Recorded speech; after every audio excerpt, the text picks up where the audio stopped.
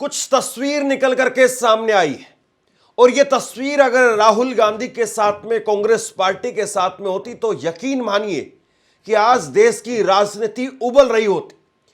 देश में हर चौक चौराहे पर इस वक्त में कोहराम मचा हुआ होता। राहुल गांधी के, सोनिया गांधी के पुतले फूके जा रहे होते। लेकिन अब यह तस्वीर बीजेपी हेडक्वार्टर से, कहीं इधर उधर से नहीं, बीजेपी के हेडक्वार्टर से निकल करके सामने आई है। इसलिए सब फेविकोल पी करके सो गए हैं। किसी के मुंह से उफ तक नहीं निकल पा रही है। जरा ये तस्वीर देखिए आप। ये तस्वीर है चाइना की कम्युनिस्ट पार्टी की, और चाइना की कम्युनिस्ट पार्टी, उसका डेलीगेशन वो बीजेपी हेडक्वार्टर में बीजेपी के नेताओं के साथ में बंद ऑफिस के अंदर, यानी बंद कमरों में एक तरीके से मुलाकात यहां पर कर रहा है। और ये मुलाकात क्यों हो रही है, इस मुलाकात के पीछे मकसद क्या है, और बीजेपी के नेताओं के साथ में मुलाकात क्यों हो रही है। और सबसे बड़ी बात, ना केवल बीजेपी के साथ में बल्कि आरएसएस के साथ में भी चीन की कम्युनिस्ट पार्टी के नेता, ये डेलीगेशन वो आरएसएस के साथ में भी मुलाकात करेगा। तो बताइए, कुछ बचा क्या कहने के लिए, कुछ बाकी रहा क्या कहने के लिए। और अगर यही डेलीगेशन, अगर यही कम्युनिस्ट पार्टी के कुछ नेता अगर राहुल गांधी से कहीं पर मिल लेते, वो कोई तस्वीर सामने आ जाती तो कोहराम मच जाता साहब। लेकिन बीजेपी और चीन का जो रिश्ता है, या प्रधानमंत्री नरेंद्र मोदी और चीन का जो रिश्ता है, वो बहुत पुराना है, बहुत गहरा है। प्रधानमंत्री नरेंद्र मोदी कई बार चीन यात्रा कर चुके हैं, और वो तब भी चीन यात्रा कर चुके थे जब वो प्रधानमंत्री भी नहीं थे। बीजेपी जब विपक्ष में थी, यानी 2011 के अंदर जब नितिन गडकरी बीजेपी के अध्यक्ष थे, तब भी बीजेपी का एक डेलीगेशन वो चाइना गया था, चीन गया था। और आज चीन के साथ में एक ऐसा जो है एक तरीके से रिश्ता, माहौल बना दिया गया, या भारत की जो कम्युनिस्ट पार्टी है उसको लेकर के एक ऐसा माहौल बना दिया गया, कांग्रेस पार्टी को लेकर के एक ऐसा माहौल बना दिया गया कि ये तो चाइना के एजेंट है, चीन के एजेंट है। बहुत सारे पत्रकारों को पेंट कर दिया गया। चीन के बारे में कुछ भी खबर करो तो उसको लेकर के आंखें टेढ़ी करके देखा जाता है कि चीन के बारे में ऐसी खबर क्यों की गई है। लेकिन आप बताइए कि प्रधानमंत्री नरेंद्र मोदी मुख्यमंत्री के तौर पर भी चीन जाते हैं, चाइना विजिट करते हैं। बीजेपी का एक डेलीगेशन जब बीजेपी विपक्ष में थी तब चीन जाता है, और जब आज बीजेपी सत्ता में है तब आज बीजेपी वहां से एक डेलीगेशन आता है और बीजेपी के हेडक्वार्टर में जाता है। क्या ये सब कुछ सामान्य है? और अगर बीजेपी के लिए, आरएसएस के लिए सामान्य है तो फिर बाकी पार्टियों के लिए क्या दिक्कत है? और बड़ी बात यह है कि अगर भारत की सरकार बात करे तो समझ में आता है यहां पर चीन के साथ में, चीन की पार्टी के साथ में बीजेपी क्यों बात कर रही है, और फिर उसमें भी आरएसएस क्यों बात कर रही है। यह समझ से परे की बात है। और जरा आप एक खबर देख लीजिए। पाकिस्तान को भारत की सैन्य जानकारियों का, भारत की सैन्य तैयारियों का लाइव डेटा पहुंचा रहा था चीन। यह उस वक्त की खबर है जिस वक्त के अंदर ऑपरेशन सिंदूर चल रहा था, और ऑपरेशन सिंदूर के दौरान पाकिस्तान की लगातार चीन मदद कर रहा था। और आज जब ऑपरेशन सिंदूर और ये सारी बातें जारी है, तब जाकर के चीन का डेलीगेशन, वो प्रधानमंत्री नरेंद्र मोदी छोड़िए, वो बीजेपी के नेताओं के साथ में बीजेपी हेडक्वार्टर में और आरएसएस के नेताओं के साथ में मुलाकात कर रहा है। क्या ही कहा जाए इसको। कांग्रेस ने इसको लेकर के कहा है बीजेपी अपने हेड ऑफिस में चीन की कम्युनिस्ट पार्टी के साथ में मीटिंग कर रही है। दूसरी तरफ चीन जम्मू कश्मीर की सक्सगाम घाटी को अपना इलाका बता रहा है। गलवान में हमारे वीर जवान चीन से लड़ते हुए शहीद हो रहे हैं। ऑपरेशन सिंदूर में चीन पाकिस्तान का साथ दे रहा था। यह देशद्रोह है जो मोदी और उनकी पार्टी बीजेपी कर रही है। वादा था लाल आंख दिखाने का, मोदी चीन के लिए लाल कालीन बिछवाने लगे हैं। वहीं कांग्रेस की नेता सुप्रिया सुले ने लिखा कि यह फोटो बीजेपी दफ्तर की है। बीजेपी के नेता और कम्युनिस्ट, चीन की कम्युनिस्ट पार्टी के नेताओं के बीच में मीटिंग हो रही है। ऑपरेशन सिंदूर में चीन ने पाकिस्तान का साथ दिया। गलवान में हमारे जवानों की शहादत हुई। चीन लद्दाख में अतिक्रमण किए हुए बैठा है। अरुणाचल में गांव बसा लिए हैं और यहां गलबैया चल रही है। मीडिया के चरण चंबू को आज नहीं पूछोगे यह रिश्ता क्या कहलाता है, बीजेपी ने क्यों किया देशद्रोह, बीजेपी चीन में कौन सा गुप्त समझौता हुआ है। दोस्तों, सबसे बड़ी बात यह है कि आज जब ये बैठक हुई तो ऐसा नहीं कि फोटो कहीं से लीक हो गई। आधिकारिक तौर पर आप अपनी स्क्रीन पर देखिए, ये बीजेपी के महासचिव हैं अरुण सिंह, और अरुण सिंह ने बाकायदा इसको लेकर के 4 फोटो वो ट्वीट किए और कहा है कि ये इंटर पार्टी कम्युनिकेशन को आगे बढ़ाने के लिए बीजेपी और चीन की पार्टी की बैठक हुई है। वहीं बीजेपी विदेश मामलों के प्रमुख हैं विजय चौथाईवाला, और उन्होंने भी ट्विटर पर यह ट्वीट किया है। अब बताइए, वाकई ये रिश्ता क्या कहलाता है, और क्या मीडिया में आज जितने भी सरकार के एक तरीके से आप कहिए कि चाटुकार हैं, क्या वो इस पर बात कर पाएंगे। और इसी मसले को लेकर के कि आखिरकार ये फोटोबाजी हुई है, इसके पीछे क्या सोच हो सकती है और इसका क्या राजनीति में असर होगा, और अगर विपक्ष के नेताओं के साथ में फोटो आती तो बीजेपी इस पर कैसे खेलती, इसी को लेकर के मैंने बात की है वरिष्ठ पत्रकार राकेश पाठक से। और डॉक्टर राकेश पाठक ने, आप गहराई से सुनिए जरा, बिल्कुल बारीकी से बीजेपी और आरएसएस की इसके पीछे जो रणनीति है, नीति है, उसको खोल करके रख दिया है। सर, आपका बहुत बहुत स्वागत है और बहुत बहुत शुक्रिया आपका। ये जो तस्वीरें निकल करके सामने आई है और जिस तरीके से बीजेपी के नेता खुद ट्वीट कर रहे हैं और ट्वीट करके बता रहे हैं कि हमारी बातचीत हुई है, और इसको नाम दिया गया है इंटर पार्टी कम्युनिकेशन के मुद्दे को लेकर के चर्चा हुई है, तो सबसे पहले तो इन तस्वीरों को लेकर के आप कैसे देखते हैं? धन्यवाद धर्मेंद्र जी, बहुत महत्वपूर्ण तस्वीरें हैं आज की तारीख में ये। इसके साथ में हम दूसरा मुद्दा और जोड़ेंगे, चीन के साथ रिश्तों में हमारी एक घाटी पर कब्जा चीन ने दोहरा दिया, उस पर भी बात करेंगे। लेकिन पहले तस्वीरों की बात। आपने बिल्कुल ठीक कहा कि अगर ये तस्वीरें किसी और पार्टी के मुख्यालय की होती, कांग्रेस मुख्यालय की होती, राहुल गांधी की होती, अखिलेश यादव की होती, या किसी भी दूसरी पार्टी की होती, तो आसमान धरती पर उतार लेते यही लोग, आरएसएस और बीजेपी के लोग, मोदी के अंधभक्त। इन तस्वीरों में है क्या, पहले ये समझ लें। चीन में हम सब जानते हैं 1 पार्टी रूल है, सीपीसी, वहां कम्युनिस्ट पार्टी ऑफ चाइना राज कर रही है, लेकिन उनके साथ बीजेपी और आरएसएस के जो रिश्ते हैं वो इन तस्वीरों में दिखाई दे रहे हैं।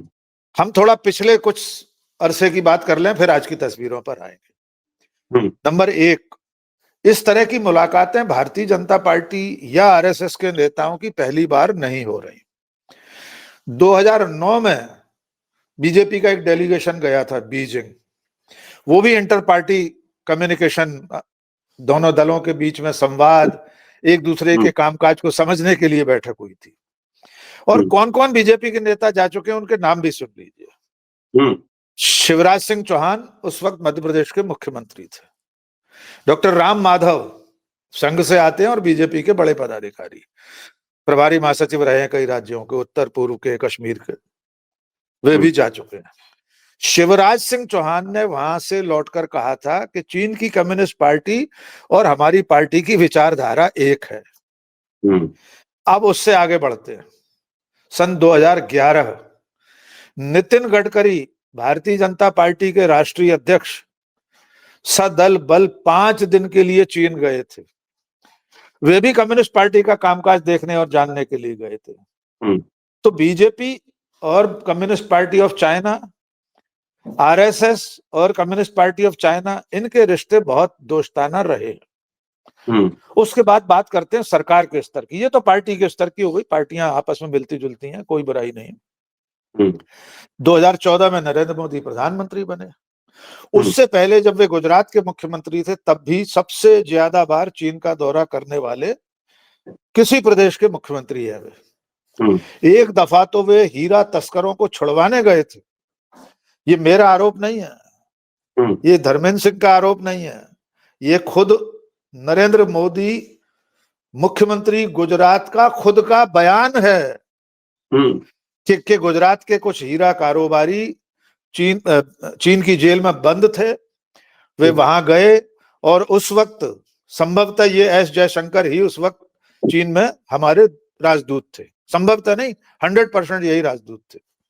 इनकी पहल से चीन की सरकार से गुजरात के मुख्यमंत्री नरेंद्र मोदी ने बात की। उनमें से करीब करीब 9 हीरा व्यापारियों को, हम हीरा तस्कर भी कह सकते हैं क्योंकि तस्करी का आरोप था उन पर, उन्हें छुड़वाने का काम नरेंद्र मोदी ने किया। और गर्व से अपने एक भाषण में उन्होंने खुद ये बात बताई है कि वे उन्हें छुड़वा कर लाए थे। फिर वे प्रधानमंत्री बन गए। 2014 से लेकर अब तक भारत के वे एकमात्र प्रधानमंत्री हैं जिन्होंने सबसे ज्यादा बार चीन का दौरा किया है। भारत में भी चीनी प्रीमियर को बुलाकर उन्होंने चाय पिलाई, बनाकर झूला झुलवाया, कोणार्क के मंदिर में दौरा करा रहे थे और जाने क्या क्या हुआ है। साबरमती रिवर फ्रंट पर बैठकर चाय बना रहे थे, पिला रहे थे। महाबलीपुरम में नारियल पिलाया, लुंगी पहनी। जी जी, लुंगी पहनकर शी जिनपिंग ने लुंगी पहनी थी। जी बिल्कुल ठीक। फिर 2020 के जून महीने में गलवान घाटी पर चीन ने हमला किया, हमारे 20 जवान शहीद हो गए। नरेंद्र मोदी ने क्लीन चिट दे दी फौरन, न कोई घुसा है, न घुसकर बैठा है, न हमारी किसी चौकी पर किसी दूसरे देश का कब्जा है। बिना किसी बात के उन्होंने क्लीन चिट दे दी। और हमारे सेना के जनरल स्तर की बैठकें, लेफ्टिनेंट जनरल स्तर की बैठकें चीन के साथ आज भी चल रही हैं। 11 राउंड बैठकें हो चुकी हैं, लेकिन प्रधानमंत्री क्लीन चिट दे रहे। तो भारत और चीन के रिश्तों में नरेंद्र मोदी के कार्यकाल में जो भी कुछ हुआ है वो देश के लिए इतना चिंताजनक है कि हमारी जमीन लगातार चीन खाता जा रहा है। अरुणाचल प्रदेश में बस्तियां बसा ली हैं चीन ने, हमारे भारतीय क्षेत्र के नाम बदल दिए हैं गांवों के। एक अरुणाचल प्रदेश की युवती शंघाई एयरपोर्ट पर सिर्फ इसलिए हिरासत में रखी गई क्योंकि उसके पास इंडियन पासपोर्ट था। चीनी अधिकारियों ने कहा कि अरुणाचल प्रदेश तो हमारा हिस्सा है, हमारा राज्य है, तुम्हारे पास पासपोर्ट गलत है, तुम चीन के पासपोर्ट के लिए आवेदन करो। 18 घंटे उसको हिरासत में रखा गया। भारत सरकार औपचारिक किंतु परंतु वाले डायलॉग बोल देती है, विदेश मंत्रालय के प्रवक्ता बयान दे देते हैं और फिर गुड़ खाकर बैठ जाते हैं। चीन बढ़ता ही चला जा रहा है। ये जो बैठक दिल्ली में हुई है ये बहुत महत्वपूर्ण घटना है धर्मेंद्र जी, ये छोटी बात नहीं है। चीन के साथ हमारे 2020 के बाद, गलवान की घटना के बाद जो रिश्ते थे उसमें कई तरह के प्रतिबंध लगे थे चीन के खिलाफ। टिकटॉक तक बैन कर दिया गया था, चीन की कंपनियों को कारोबार से रोक दिया गया था।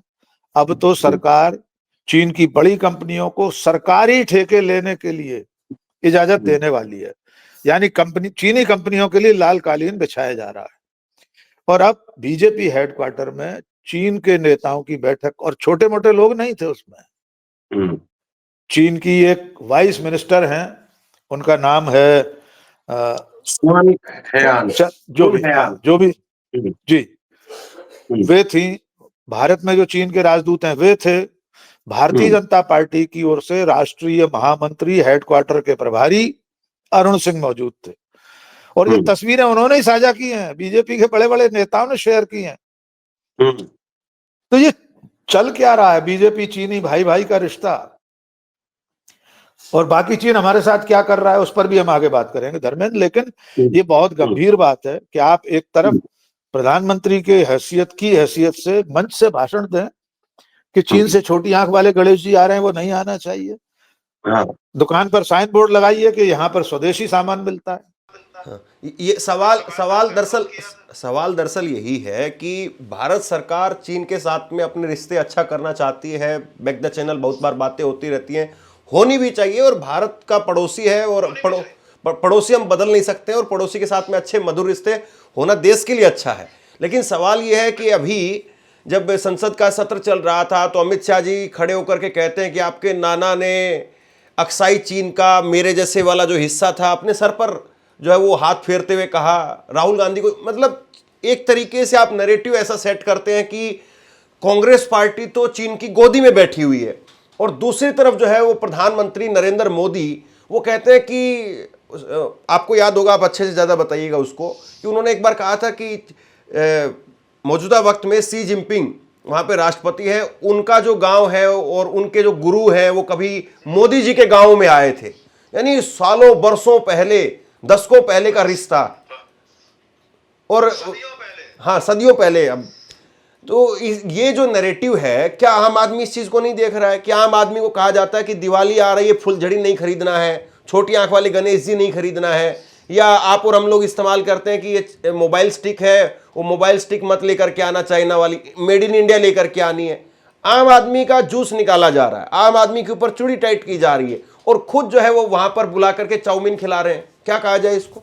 या आम आदमी नहीं समझता इस राजनीति को? देखिए, इसे तो कहा जाए अखंड पाखंड।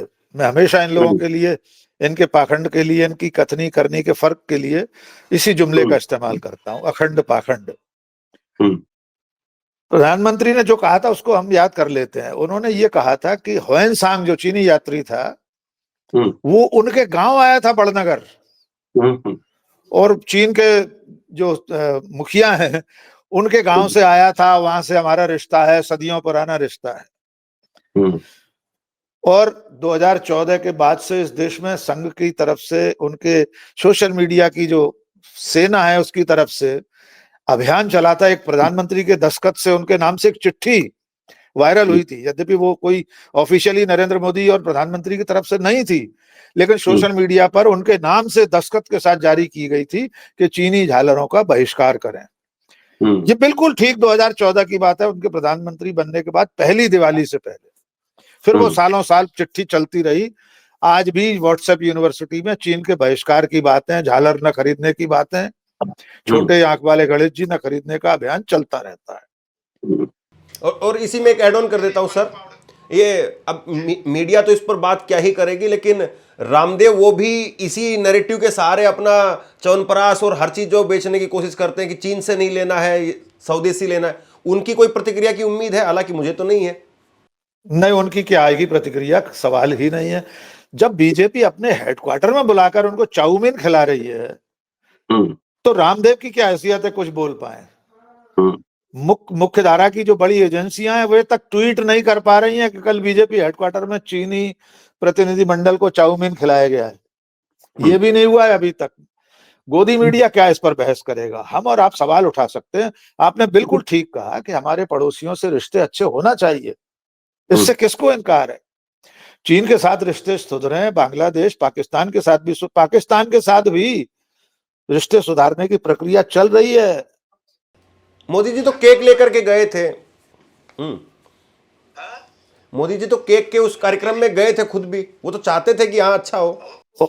उन्होंने तो पाकिस्तान के प्रधानमंत्री को शपथ ग्रहण में बुलाया था, अपने पहले शपथ ग्रहण में। वे तो बिना बुलाए पाकिस्तान जा चुके हैं। अटल जी बस लेकर गए थे लाहौर तक। जनरल परवेज मुशर्रफ को आगरा में बुलाया था। बहुत अच्छे रिश्ते होना चाहिए, हमें कहीं ऐतराज नहीं है। लेकिन अब आपके सवाल पर कि जनता क्यों नहीं समझ रही, यही तो धर्मेंद्र जी इस देश का दुर्भाग्य है कि जनता इस पाखंड को नहीं समझ रही। जनता ताली बजाती है जब मोदी जी चीन के छोटी आंख वाले गणेश जी न खरीदने की बात करते हैं, और वही मोदी जी चीन की बहुत बड़ी बड़ी कंपनियों को सरकारी ठेके देने जा रहे हैं। वे टेंडर भर सकेंगे, उनके लिए नियम बदले जा रहे हैं। उन पर जो बैन लगा था वो हटाया जा रहा है। रॉयटर्स की खबर है, मैंने वीडियो भी बनाया था उस पर। तो ये पाखंड जनता जिस दिन समझ लेगी, उस दिन इनकी पूरी तरह से असलियत सामने आ जाएगी। और इस वक्त भी देखिए, जिस दिन आप चाउमीन खिला रहे थे, उसके चंद घंटों के बाद चीन के विदेश मंत्रालय की प्रवक्ता ने हमारे एक बहुत महत्वपूर्ण सामरिक महत्व के इलाके पर दावा फिर से दोहरा दिया है। और हम क्या कर रहे हैं? हम सिर्फ ये कह रहे हैं कि हमें आपका दावा मंजूर नहीं है। उस पर अभी हम बात करेंगे। जी धर्मेंद्र। अब दूसरी बड़ी बात यह भी है कि अभी जैसे चीनी डेलीगेशन आया हुआ है, तो क्या मीडिया से भी उनकी बात करवाई जाएगी? और क्या मीडिया जो है उनसे सवाल पूछ पाएगा कि गलवान पर आपका स्टैंड क्या है? कम से कम चीनी डेलीगेशन वो स्पष्ट ही कर दे, और डोकलाम पर आपका क्या स्टैंड है वो स्पष्ट कर दे। तो यानी पत्रकारों से बातचीत नहीं, और दूसरी तरफ बीजेपी के दफ्तर में गलबैया हो रही है। वाकई जो है वो अपने आप में एक बड़ा अजीब सा ट्रेंड है। पत्रकारों से भी कम से कम बात होनी चाहिए। वो डेलीगेशन को पत्रकारों के सामने भी एक संयुक्त प्रेस कॉन्फ्रेंस रखें। हो सकता है ऐसी कोई प्रेस कॉन्फ्रेंस हो, लेकिन कितने लोग ये सवाल पूछेंगे चीनी प्रतिनिधि मंडल से कि गलवान घाटी में हमारे 20 जवान शहीद हो गए, क्यों आपने हमारे इलाके पर हमला किया? अरुणाचल प्रदेश में क्यों आप घुसे चले आ रहे हैं? और अभी और अभी जब पहलगाम पर हमला हुआ उस वक्त में आपकी स्थिति क्या थी? आप पाकिस्तान को, क्योंकि ये तो हमारे जनरल के बयान है कि लगातार पाकिस्तान जो है वो हमारे वहां से लाइव लोकेशन ले रहा था, लाइव जो एक तरीके से मदद दी जा रही थी चीन की तरफ से पाकिस्तान को कि क्या क्या भारत की तरफ से मूवमेंट हो रहा है। मिसाइलें भी वो भी कहा गया कि पाकिस्तान को जो मिली थी, पाकिस्तान जो हम पर छोड़ रहा था वो चीन से आई हुई थी। अब ये तो बहुत पुरानी बात भी नहीं है ना, भी 6 महीने हुए हैं धर्मेंद्र। हाँ। और ये बयान हमारी थल सेना के उप प्रमुख deputy chief of army staff lieutenant general Rahul R Singh का बयान है। ये किसी राजनीतिक कार्यकर्ता का बयान नहीं है। उन्होंने कहा था, लेफ्टिनेंट जनरल राहुल सिंह ने, कि हम ऑपरेशन सिंदूर में सिर्फ पाकिस्तान से नहीं लड़ रहे थे। और वो बहुत बड़ा ओहदा है, लेफ्टिनेंट राहुल बहुत बड़ा ओहदा है, वो बहुत बड़ा होता है भाई, सेनाध्यक्ष के बाद नंबर 2 हैं। तो वे ये कह रहे थे कि हमको ऑपरेशन सिंदूर के समय सिर्फ पाकिस्तान से नहीं, चीन से भी लड़ना पड़ रहा था, क्योंकि चीन पाकिस्तान की मदद कर रहा था तकनीक के आधार पर, इंफॉर्मेशन जो वॉर होता है उसमें, प्रोपेगेंडा वॉर में, और हथियारों के रूप में भी चीन लगातार मदद कर रहा था। और उस चीन की कम्युनिस्ट पार्टी को आप अपने ऑफिस में बुलाकर पलक पावड़े बिछाकर उसका स्वागत कर रहे। आपने बिल्कुल ठीक कहा, अगर यही काम किसी और पार्टी ने किया होता तो आसमान फट पड़ता। तांडव कर रहे होते ये लोग अभी सड़कों पर। और जो दूसरी घटना भी बहुत बड़ी है धर्मेंद्र जी, अब हम उस पर भी आ जाते हैं, जो जम्मू कश्मीर में एक इलाके पर कब्जा कर लिया है। आप कहें तो मैं सीधे उसको शुरुआत करूं या कोई सवाल आप लेना? देखिए, जो ताजा घटना है बड़ी महत्वपूर्ण है। एक इलाका है, शख्सगाम घाटी कहते हैं उसको, जम्मू कश्मीर में है। ये सियाचिन ग्लेशियर के बिल्कुल पास में है। और मूलतः ये पाक अधिकृत कश्मीर जो है, POK, उसका जो गिलगित बाल्टिस्तान इलाका है उसमें आता है। और हम जानते हैं POK पर पाकिस्तान का 1960-62 के समय से कब्जा है, शुरू से कब्जा है। 60 के दशक में 1963 के आसपास पाकिस्तान और चीन के बीच में एक समझौता हुआ। पाकिस्तान ने शख्सगाम घाटी को चीन को दे दिया कि ये हमारा इलाका है, ये हमारा प्लॉट है, ये आप ले लो। और ये कितना बड़ा है, 5180 वर्ग किलोमीटर का इलाका है। एक तरफ भारत है, हमारा काराकोरम जो पहाड़ियां हैं, काराकोरम पहाड़ियों के पास में है ये। शख्सगाम नदी है, इसके दोनों तरफ का जो इलाका है उसको शख्सगाम घाटी कहते हैं। और ये हमारे लिए इतना महत्वपूर्ण है कि इसका सामरिक महत्व है। इधर चीन है, चीन का शिनजियांग प्रांत है, दूसरी तरफ पाक अधिकृत कश्मीर है, और तीसरी तरफ हमारी सियाचिन ग्लेशियर है हमारा, उसके सिरे पर है एक तरह से। उसको 1963 में पाकिस्तान ने चीन को दे दिया। अब चीन क्या कर रहा है वो समझ लीजिए। चीन और पाकिस्तान के बीच में एक परियोजना है, चाइना पाकिस्तान इकोनॉमिक कॉरिडोर। इस कॉरिडोर के लिए 16,000 फुट की ऊंचाई पर चीन बड़े बड़े बुनियादी ढांचे बना रहा है, सड़कें बनाई जा रही हैं और तमाम तरह के निर्माण कार्य हो रहे हैं। वो जो समझौता हुआ था पाकिस्तान और चीन के बीच इस इलाके को चीन को देने का, हमने उसको कभी मान्यता नहीं दी। अब जिस दिन हम चीन के प्रतिनिधि मंडल को चाउमीन खिला रहे थे, ठंडा पिला रहे थे, गरम चाय कॉफी पिला रहे थे, उसी दिन चीनी विदेश मंत्रालय की प्रवक्ता माओ यिंग ने ये बयान दिया है कि शख्सगाम घाटी हमारी है, चीन की है, हम जो भी निर्माण कार्य कर रहे हैं हम अपने अधिकार क्षेत्र में कर रहे हैं। विदेश मंत्रालय के प्रवक्ता रणधीर जायसवाल ने एक दिन पहले इस मामले को, चूंकि ये जो कॉरिडोर बन रहा है चीन पाकिस्तान इकोनॉमिक कॉरिडोर, उसके निर्माण कार्यों पर ऐतराज किया था और कहा था कि हमारा क्षेत्र है, हम उस समझौते को मान्यता नहीं देते जिस समझौते में ये इलाका चीन को दिया था पाकिस्तान ने। रणधीर जायसवाल के खंडन के बाद का बयान है चीनी विदेश मंत्रालय की प्रवक्ता का कि नहीं, वो शख्सगाम घाटी तो हमारी है और हम तो निर्माण कार्य करेंगे, वहां जो कुछ करना होगा हम सब करेंगे। तो ये कैसी विदेश नीति है, कैसी राष्ट्रीय नीति है? चीन हमारे घर में घुसा चला आ रहा है और आप उसे चाउमीन खिला रहे हैं, वो भी बीजेपी हेडक्वार्टर में। आपने सही बताया कि आज हो सकता है संघ मुख्यालय में भी जाएं, हेडगेवार और गुरु गोलवलकर की तस्वीरों के सामने भी खड़े होकर फोटो खिंचवाएंगे चीन की कम्युनिस्ट पार्टी के लोग। तो भाई भारत के कम्युनिस्टों को गाली क्यों देते हो? हम्म, ये क्या इसमें रिश्ता है इसमें सबसे बड़ा सवाल ये है कि ठीक है वो आरएसएस मुख्यालय में जाएं या बीजेपी मुख्यालय में जाएं, मुझे लगता है कि इससे भी बड़ा सवाल ये है कि देश को क्या मिल रहा है और देश को क्या वाकई जो गलवान का क्षेत्र था जिसके बारे में कहा जाता है कि जब 2020 की झड़प हुई उस वक्त में राहुल गांधी ने कई बार क्लेम किया कि 2000 स्क्वायर किलोमीटर जो है वो हमारा एरिया वो चीन के पास में चला गया। मैंने खुद वहाँ पर डॉक्टर साहब वहाँ पे जाके मैंने ग्राउंड रिपोर्टिंग की थी गलवान घाटी के समय पर, करीब हफ्ते 10 दिन में वहाँ रहा। तो वहाँ के जो लोग थे या वहाँ के चरवाहे हैं वो कहते हैं कि हम पहले जहाँ तक अपनी भेड़ें लेकर के जाते थे, अपने पशु लेकर के जाते थे चराने के लिए, आज वहाँ जा नहीं सकते हैं। और बहुत बार ये आर्टिकल्स आए हैं कि फिंगर 4 तक अब हम केवल पेट्रोलिंग कर पा रहे हैं, पहले फिंगर 8 तक हमारी पेट्रोलिंग होती थी। तो जो मेन मुद्दे हैं साहब उन पर भी बात होगी या फिर ठीक है कि वो आपके यहाँ पर आ गए आप उनके वहाँ पर चले जाएंगे और देश को पता ही नहीं है, या फिर देश के जो बड़े मुद्दे हैं उन पर चर्चा ही नहीं है।